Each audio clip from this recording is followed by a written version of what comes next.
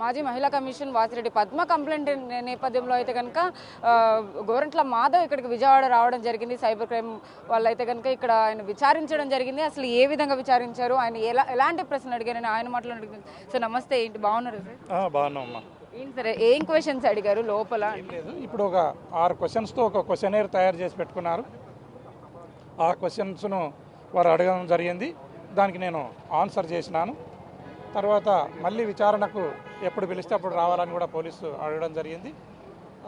ఎవిడెన్స్ను tamper చేయరాదు, తర్వాత సాక్షులను కూడా ఎక్కడ కూడా ఇబ్బంది పెట్టకూడదు, మీరు పూర్తి స్థాయిలో ఇన్వెస్టిగేషన్కి కోఆపరేట్ చేయాలని చెప్పడం జరిగింది. నేను కోఆపరేట్ చేస్తాను చెప్పడం. నెక్స్ట్ మళ్ళీ ఎప్పుడు రమ్మని చెప్పారు విచారణకి? నాకు ఇంకా ఇప్పుడు నాకేం డేట్ చెప్పలేదు. ఎప్పుడు పిలిచినా నేను రావడానికి సిద్ధంగా. బాధితురాల పేరు బయటపెట్టిన నేపథ్యంలో అయితే వాసిరెడ్డి పద్మ ఇప్పుడు చంద్రబాబు నాయుడు మీరందరూ కూడా చూడండి, నెట్లో పోయి చూడండి.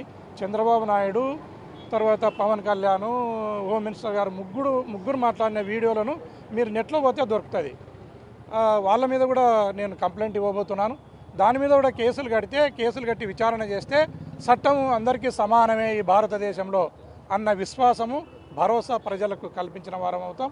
పోలీస్ వ్యవస్థ కూడా అటువైపు చర్యలు తీసుకోవాలని నేను కంప్లైంట్ అదే వాళ్ళు సుగాలి ప్రీతి దానిపైన పవన్ కళ్యాణ్ కర్నూలులో మాట్లాడడం జరిగింది.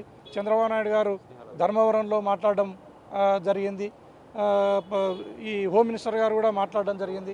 వీరు ముగ్గురు కూడా ఈ బాలికలు ఎవరైతే బాధిత బాలికలు ఉన్నారో వారి పేర్లను డిస్క్లోజ్ చేయడం జరిగింది చాలా సందర్భాల్లో.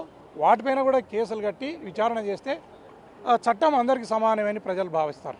వైసీపీ పార్టీలో కూడా చాలా మంది నేతలు ఇప్పటికే అరెస్ట్ అవుతూ ఉన్నారు. వాళ్ళ అరెస్ట్ని మీరు ఎలా? అదే చెప్తున్నాను కదా, ఈ అరెస్టులను చంద్రబాబు నాయుడు ఆయన మూతిని ఇట్లా అడ్డం పెట్టి సూర్యుని ఆపాలనుకోవడం ఎంత హాస్యాస్పదమో, ఇలాంటి చెత్త కేసులను పెట్టి మా వైఎస్ఆర్ కాంగ్రెస్ పార్టీ లీడర్లను కార్యకర్తలను కంట్రోల్ చేయాలనుకోవడం కూడా అంతే హాస్యాస్పదమని నేను భావిస్తున్నాను. మొత్తం మీద ఏదైతే గోరంట్ల మాధవ్ అయితే విచారణకి వచ్చిన నేపథ్యంలో అయితే కనుక అతనికి కొన్ని నోటీసులు కూడా ఇవ్వడం జారీ చేయడం జరిగింది అని చెప్పేసి కూడా ఆయన చెప్తూ ఉన్నారు. అదేవిధంగా ముఖ్యమంత్రి ఇటు ఉప ముఖ్యమంత్రి మీద కూడా కంప్లైంట్ చేస్తాను నేను.